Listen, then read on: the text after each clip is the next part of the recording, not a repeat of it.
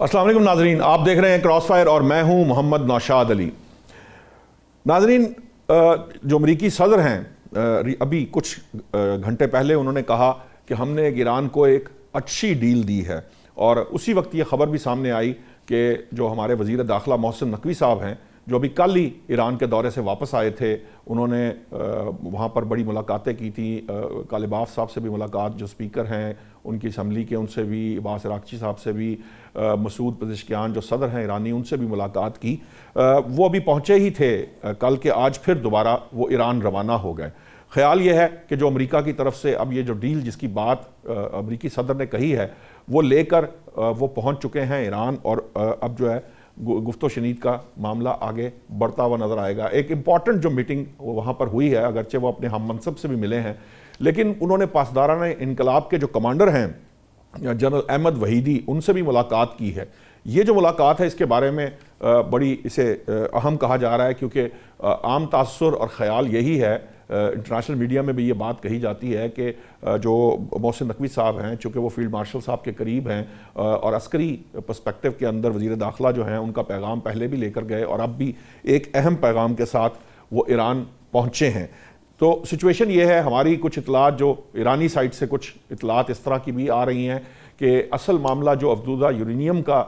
फंसा हुआ है अमेरिका के और ईरान के दरमियान, अगरचे के जौहरी जो प्रोग्राम है उसके ऊपर बात 20 साल तक और 12 साल के दरमियान कहीं ना कहीं तय होती हमें नज़र आ रही थी, लेकिन जो अफजूदा यूरेनियम है उसकी हवालगी का जो मसला था वो अटका हुआ था, क्योंकि अमेरिका रूस के हवाले करने पर मान नहीं रहा था। अब ख्याल ये है कि चीन के हवाले करने की बात की गई है ईरान की तरफ से, और ऐन मुमकिन है कि अमेरिका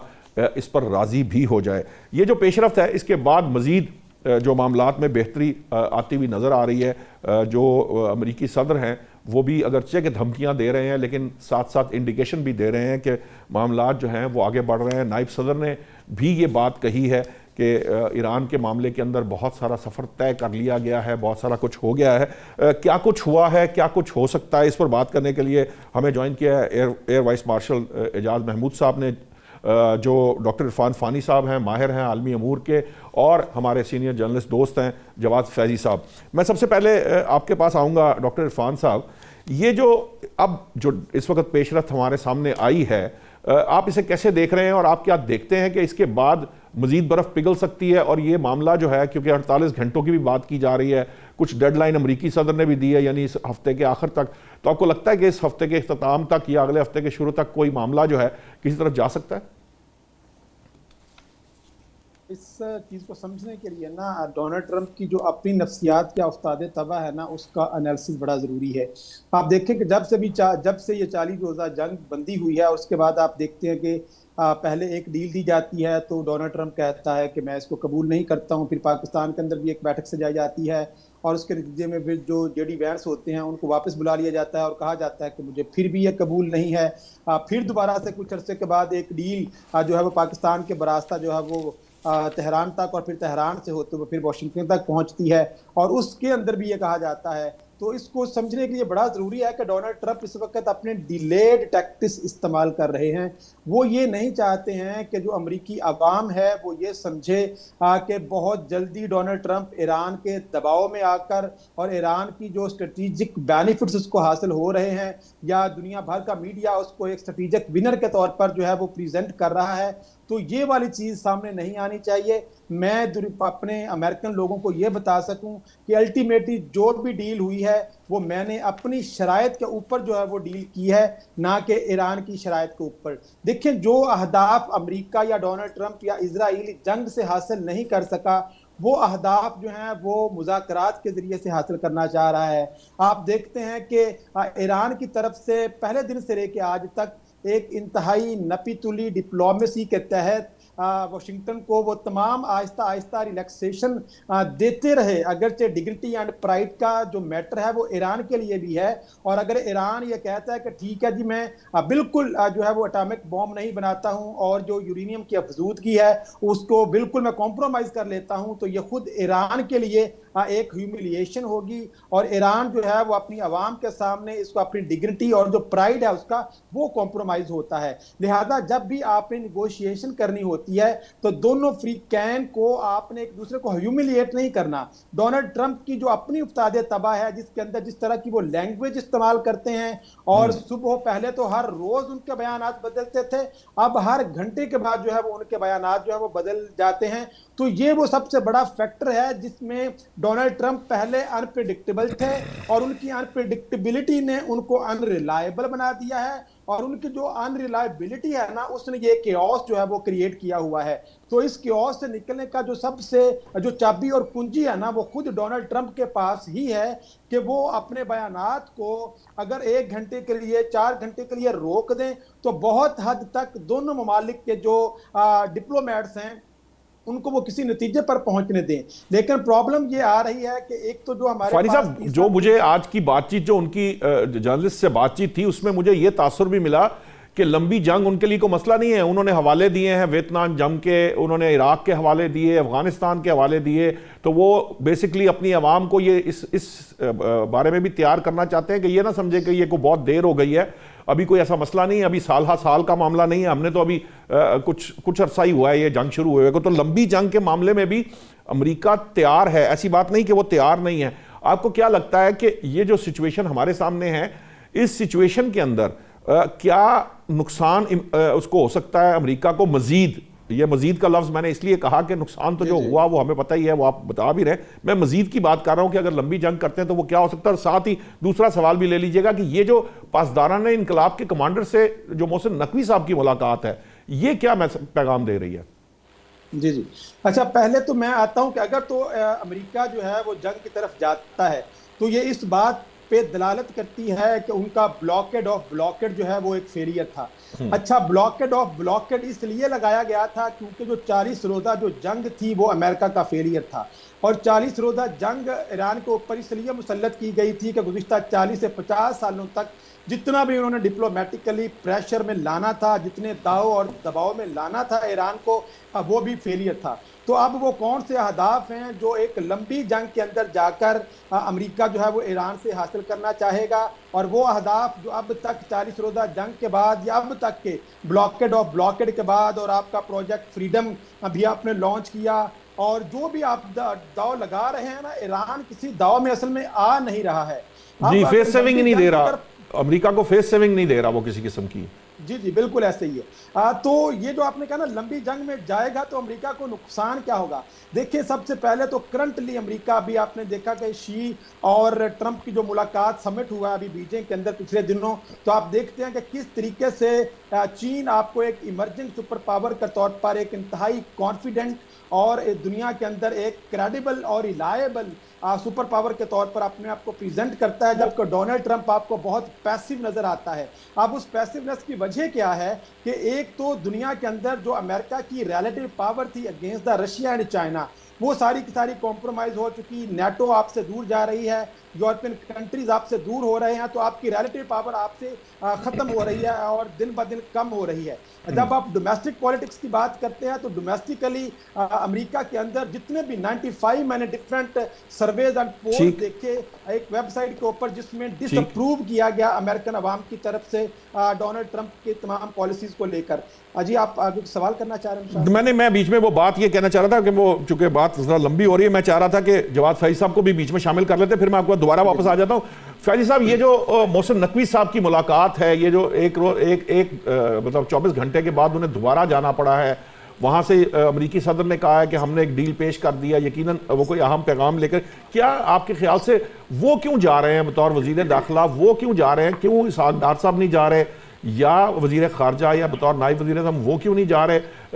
क्या आपको लगता है कि ये खास कोई अस्करी क़यादत की तरफ से पैगाम जा रहा है, क्योंकि वो मिले भी जाके पासदाराना इनकलाब के कमांडर को? देखिए नौशाद भाई, इसमें 2-3 बड़ी अहम चीज़ें हैं। एक तो ये कि जिस तरह अभी मेरे भाई डॉक्टर इरफान साहब ये कह रहे थे कि दोनों तरफ आवाम को मुंह दिखाई है।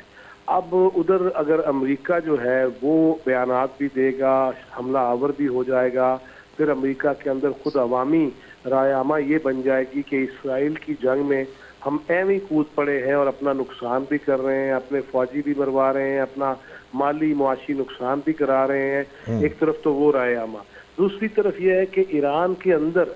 मेरा ख्याल है समझने के लिए काफ़ी होगा कि जब अब्बास इराक़ची साहब ने ये ट्वीट किया कि आप नाए हुर्मुज़ खोल रहे हैं, तो पासदारान इनकलाब के जिम्मेदारान की जानिब से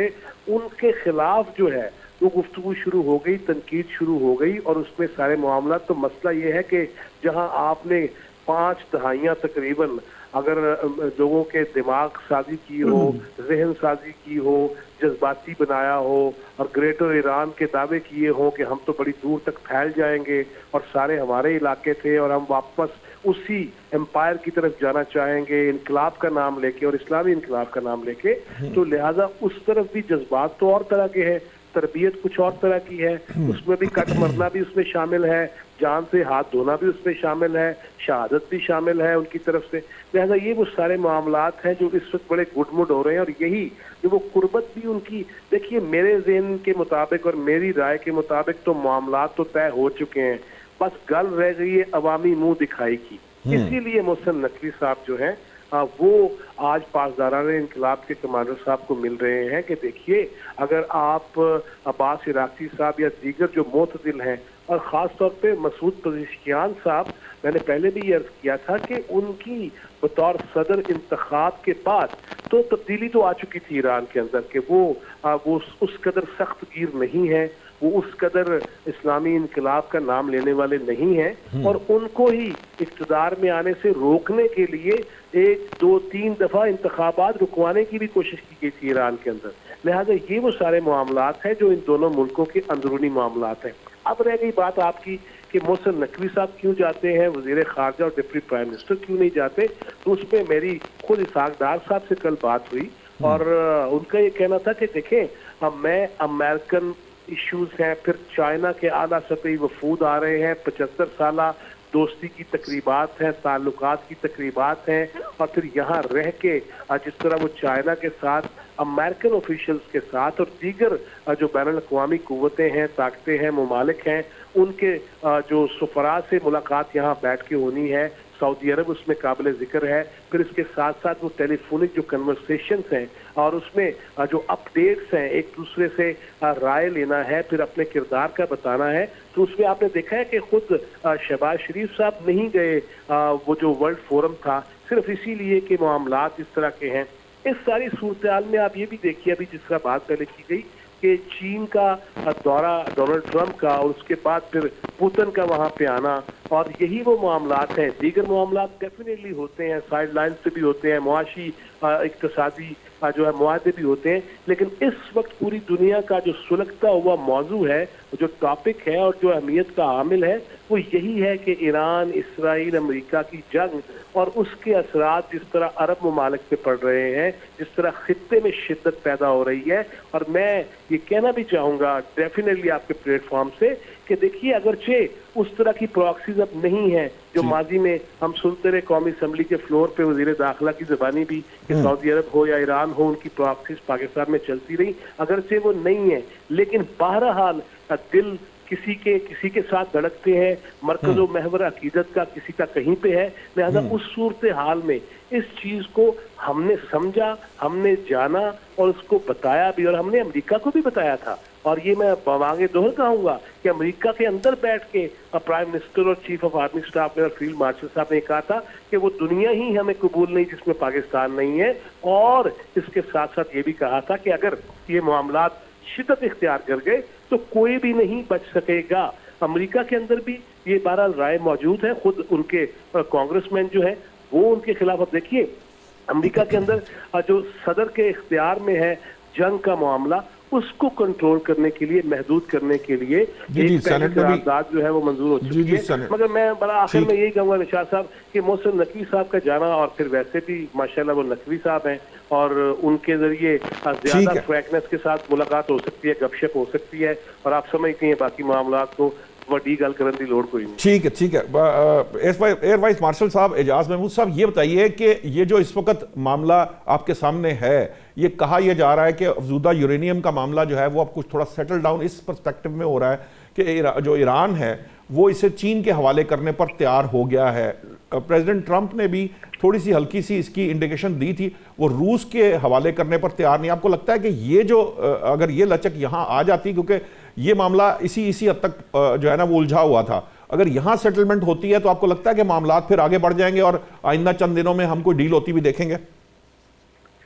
जी देखिए, इस चीज का इम्कान तो है, क्योंकि ये कुछ जो 4 या 5 ऐसे पॉइंटर्स थे जिन पर एक तरह से स्टेलमेट आ गया था दोनों तरफ से, और फिर मुख्तलिफ मौके पे जो पाकिस्तान की कोशिशों से और बैक चैनल डिप्लोमेसी से जो फ्लेक्सिबिलिटी की अचीव करने की कोशिश की गई, मेरा ख्याल है कि ये इसको हम उसका एक नतीजा समझ सकते हैं अगर ये चीज़ मटीरियलाइज होती है। क्योंकि बहरहाल ईरान के लिए भी इस मसले से निकलने के लिए उनको भी कोई ना कोई जो है इसमें लचक दिखानी पड़ेगी अपने जो है पॉइंट ऑफ व्यू पे। और न्यूक्लियर के मामले में 2015 में ईरान ने काफ़ी जो है उस वक्त जिम्मेदारी का और आप कह लीजिए कि नरम रवैया अख्तियार किया, लेकिन बदकिस्मती से बाद में प्रेसिडेंट ट्रंप जब इक़्तिदार में आए तो उन्होंने वो ओबामा एडमिनिस्ट्रेशन का वो किया हुआ मुआहदा उसको उन्होंने ख़त्म कर दिया। और इस बार इनकी कोशिश थी कि उससे कहीं ज़्यादा स्ट्रिक्ट टर्म्स पे जो है इस पॉइंट को सेटल किया जाए। लेकिन उस वक्त में और आज के जो है वक्त इन्वायरमेंट में फ़र्क ये है कि अब हम जंग के बाद ये दोनों तरफ से इस पर नेगोशिएशन कर रहे हैं, और जंग भी वो कि जिसमें ना सिर्फ ये कि अमेरिका जीता नहीं है, बल्कि ईरान को इस चीज़ का अंदाज़ा हुआ है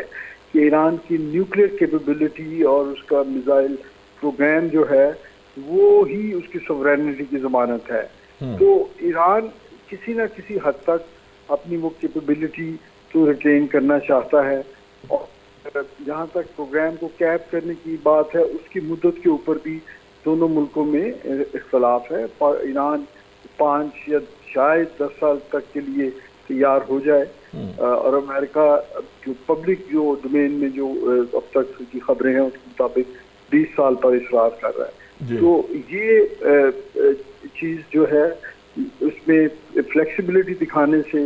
ये बात साहब उसके बारे में तो ये इतलात आ गई थी कि ईरान जो है वो तकरीबन 10 से 12 साल के लिए अग्री कर चुका है। उस वक्त भी 15 साल की भी बात 1-2 जगह पर रिपोर्ट हुई, वो उस हद तक तो वो अग्री कर चुका था। ये अफजूदा यूरेनियम का मसला ज़्यादा फंसा हुआ था। मैं आपसे एक ये जो पर्सपेक्टिव है, अभी चूंकि हमारे फैजी साहब ने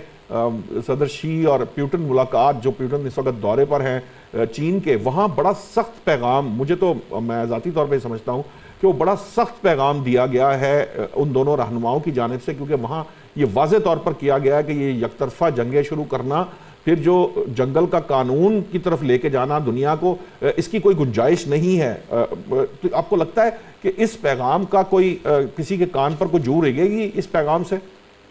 नहीं, जू रिंगना या इसके ऊपर कुछ इमीडिएट रिस्पॉन्ड करना वो तो उनकी स्वाबदीद पे है, लेकिन रियलिटी ऑन ग्राउंड ये है कि अमेरिका इस वक्त एक रिसीडिंग सोल पार है, और इस जंग की हमाकत की वजह से वो उसने अपने लिए मज़ीद मुश्किलात पैदा कर ली हैं। और ये जंग जो है और इसमें अमेरिका की नाकामी जो है वो उसका वो सुपर पावर स्टेटस को इरोड करने में ये कैटलिस्ट का काम कर रही है। जबकि दुनिया ने मल्टीपोलैरिटी की तरफ जाना है, ईस्ट में जो है ग्लोबल जो है पॉलिटिक्स जो है वो उसका सेंटर तदरीज शिफ्ट हो रहा है, और चाइना और रशिया की एक गच्छे उनके अपने मुआशी मफादात जो हैं वो अपनी जगह पे होंगे, और वो जाहिर है 2 बड़ी रियासतों में जो है वो होना या एक कंपटीशन होना वो एक फितरी अमल है। लेकिन बहुत सारे अमूर के ऊपर मल्टीपोलैरिटी और इस खित्ते की जो न्यू ऑर्डर है उसके ऊपर मेरा ख्याल है कि ये दोनों रहनुमा जो हैं वो इन सिंक हैं, और इसलिए वो जो जिस मैसेजिंग की तरफ आप बात कर रहे हैं, दुनिया इसको उसी पर्सपेक्टिव से देख रही है। ठीक है, मैं फानी साहब आपसे भी ये सवाल इस पर्सपेक्टिव के अंदर जरूर करूंगा कि आपको लगता है ये मल्टीपोलैरिटी की बात जो हमारे इस्मार्सल साहब हैं, एवीएम साहब ने कही है, ये इसमें तो कोई दो राय नहीं है कि अब हम एक तरह से इसके सिक्योरिटी फ्रेमवर्क को कह लीजिए या अदरवाइज भी ये अब उस तरफ हम बढ़ते तो नजर आ रहे हैं। लेकिन जो पैगाम देने की बात है, क्योंकि देखिए दोनों एंटी यूएस ताकतें हैं, वो जब ये पैगाम दे रही हैं और एक तरह से उन्होंने नाम लिए बगैर एक्चुअली अमेरिका को ही कहा, उसी ने इमरान के ऊपर हमला किया बगैर बताए, उसी को कहा ये जंगल के कानून की तरफ लेकर जा रहे हैं, हमें दोबारा जो है वापस उस सिस्टम को रिस्टोर करना चाहिए, दूसरी जंग अजीम की बात थी। आपको लगता है ये जो मैसेज कन्वे किया गया है, ये अमेरिका समेत यूरोप और बाकी दीगर ममालिक या दीगर ताकतों को इसका कोई मैसेज कन्वे होगा? देखिए निशात साहब, ये कितनी दिलचस्प बात है कि रूस और चीन जो कि कम्युनिस्ट ब्लॉक का हिस्सा थे और जिनके खिलाफ मगरबी ताकतें और ये अमेरिका जो है उनके खिलाफ उन्होंने दुनिया में एक नया जो रूल बेस ऑर्डर था उसकी बुनियाद रखी। आज उसी रूल बेस ऑर्डर के जो गार्डियन है ना, वो चीन अब बन के उभर रहा है और रूस उसके साथ आपको खड़ा हुआ नजर आता है। देखें, ये चाइना और रूस को एक दूसरे के करीब लाने में ना अमेरिका का बड़ा गहरा हाथ है। ये वो डोनाल्ड ट्रंप है जो 2024 के अंदर अपनी इलेक्शन कैंपेन में जो बाइडेन को ये कहते हुए तनकीद करते थे कि जो बाइडेन ने रूस और चीन जो है इन दोनों को करीब कर दिया है, इन दोनों को दूर करना चाहिए था। और आज आप देखते हैं कि उसी डोनाल्ड ट्रंप ने जो है वो ताइवान के हवाले से अमेरिका का जो इश्तिहाल अंगेज पॉलिसीज रही, उन्होंने चीन को अनकंफर्टेबल कर दिया और नेटो की एक्सपेंशन को लेके जो रूस की सरहदों तक नेटो आ गई, उसने रूस को अनकंफर्टेबल कर दिया। और ये दोनों ममालिक जो हैं, रूस और चीन, इस वक्त आपको गुज़िश्ता 10 साल के अंदर अपनी जो 20% उनकी जो ट्रेड है उसके अंदर इजाफा हो चुका है। और इस वक्त अब अगर दोनों के बयानात भी सुने तो उसके अंदर शी जो सदर हैं उन्होंने कैटेगोरिकली ये कहा है कि ये जो खित्ता है मशरक़ वुस्ता का, ये अब जंग से अमन की तरफ जाता हुआ नजर आ रहा है, लेकिन अगर दोबारा जंग मुसल्लत होती है तो ये हम कबूल नहीं करेंगे। ये अपने अंदर एक बहुत तगड़ा पैगाम जो है वो अमेरिका के लिए और सदर ट्रंप के लिए पैगाम इसमें पोशीदा है कि अभी तक हम जो ममालिक थे अब वो सफारती सतह पे जो है वो ईरान को सपोर्ट करते हुए नजर आ रहे थे। बहरीन जो था वो चाह रहा था कि यूनाइटेड नेशंस के अंदर मैं कोई करारदाद ले आऊं, तो आपको देखते हैं कि चीन और रूस जो हैं वो उसको रोक लेते हैं। तो सफारती सतह पे सपोर्ट थी, लेकिन आने वाले वक्तों के अंदर इस मैसेज के अंदर ये पैगाम है कि अगर यह सिलसिला दोबारा जंग की तरफ जाता है तो फिर ये दोनों ताकतें हैं ये भी अपनी सफारतकारी से निकलकर जो है वो डायरेक्टली ओवर्ट या कोवर्ट ऑपरेशन के तहत इस जंग के अंदर हिस्सेदार बन सकती हैं। देखिए, चीन का हमेशा से अपना रवायती जो किरदार है ना, वो कभी भी फ्री कैन की जंगों के अंदर पड़ता नहीं है, लेकिन हरमूज के बंद होने की वजह से उसकी जितनी भी एनर्जीज की जरूरियात थी, अगर से वो अब रूस पूरी करता हुआ नजर आ रहा है और रूस जो है वो उन पैसों को अल्टीमेटली यूक्रेन पे लगा रहा है। और इस वक्त जो अल्टीमेट विनर है ना इस जंग का, वो आपको रशिया नजर आ रहा है, जो इस वक्त मशरक़ वुस्ता में हो रही है कि जितना बेनिफिट रूस को इस जंग का हुआ है ऑयल की मंडियों को लेकर और फिर यूक्रेन के हवाले से जितनी भी अटेंशन थी दुनिया की और मगरिब की उसको लेकर, वो सारी की सारी डाइवर्ट हो गई है मशरक़ वुस्ता के अंदर। और अब स्टेट ऑफ हरमूज जो है वो दुनिया का एक एपिसेंटर बना हुआ है, जैसे एयर वाइस मार्शल मुझे फानी साहब ब्रेक का कहा जा रहा है। अब ना हॉर्मस पे भी फर्दर डिस्कशन करते हैं, अभी लेते हैं एक ब्रेक।